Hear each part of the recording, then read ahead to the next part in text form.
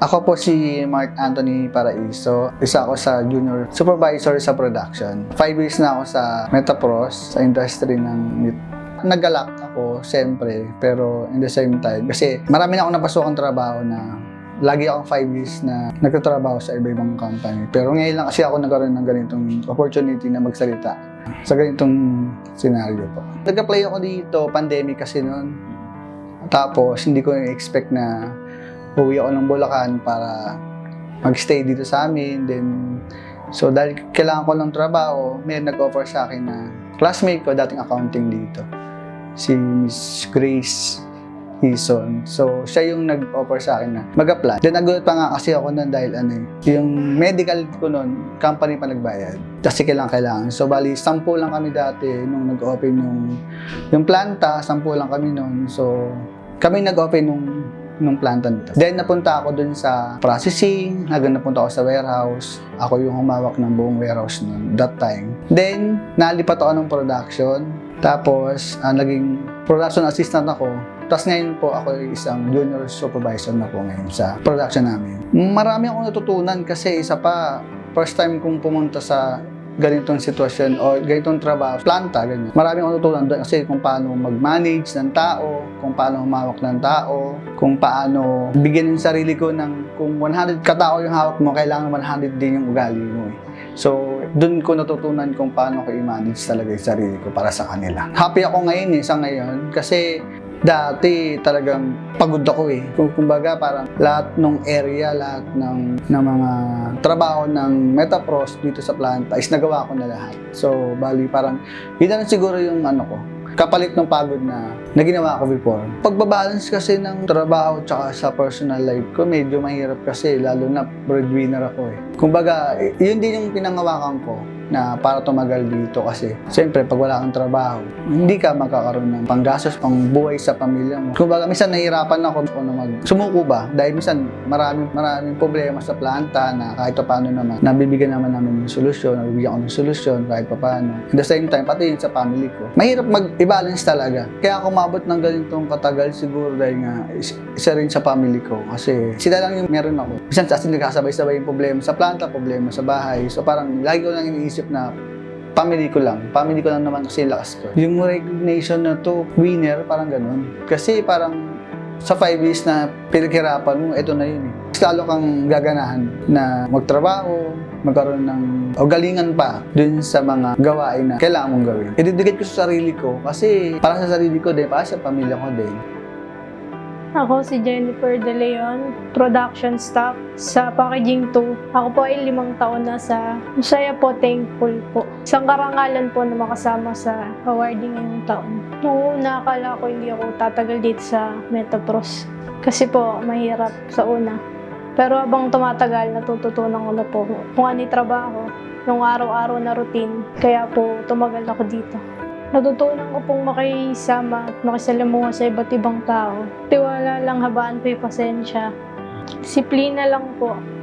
Kailangan ko lang pong gawin yung mga itinakdang gawain sa akin. Kailangan ko makapasok sa tamang oras para tumagal po sa serbisyo.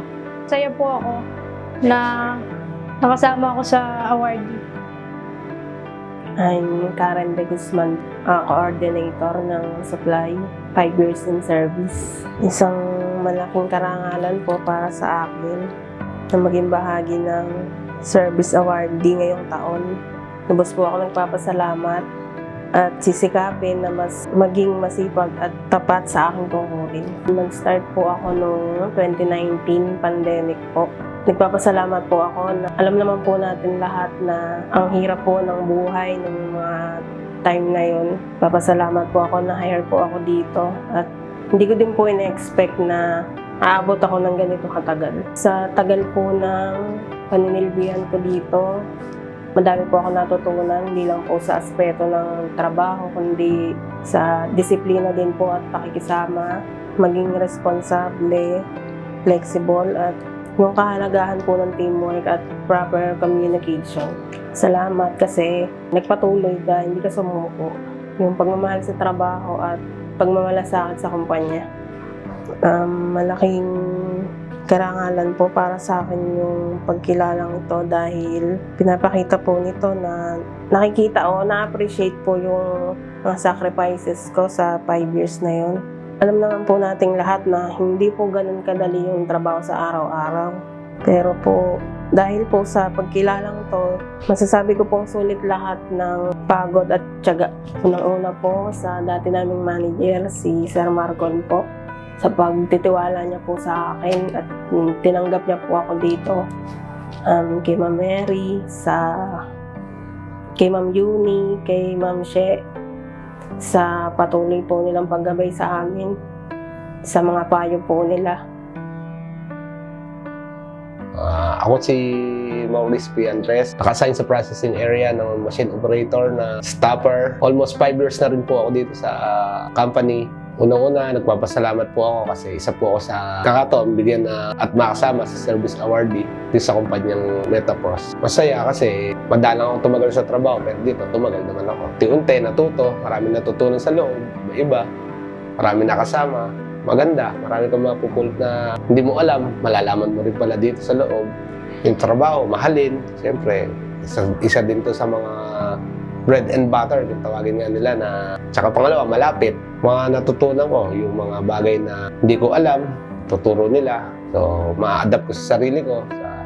So, pagdating ng ibang araw, kaya ko na yung mga tinuro nila o sila rin, may naituro ako.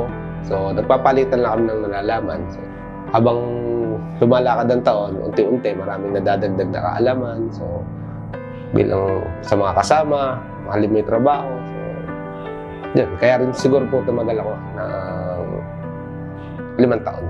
Thank you kasi isa rin ako sa nabigyan ng service awardee.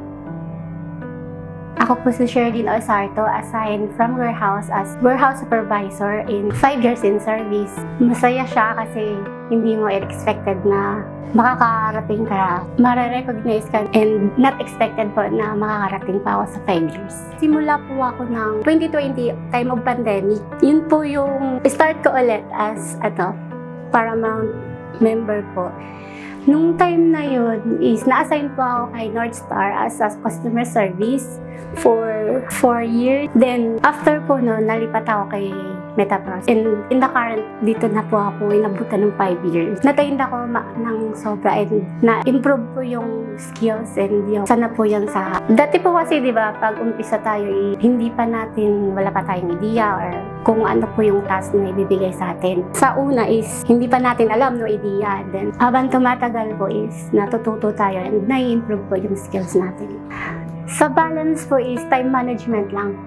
Work comes in work and personal life. Prioritize quality over quantity. Hindi sa haba ng oras makikita yung pagmamahal, kundi sa kalidad ng kahit isang araw lang. Kaya yung full attention mo is nandoon sa work and personal life, family. Consistent is yung kung ano yung sinimulan mo and kung ano yung pagpapahalaga mo doon sa trabaho. Masaya ako sa ginagawa ko.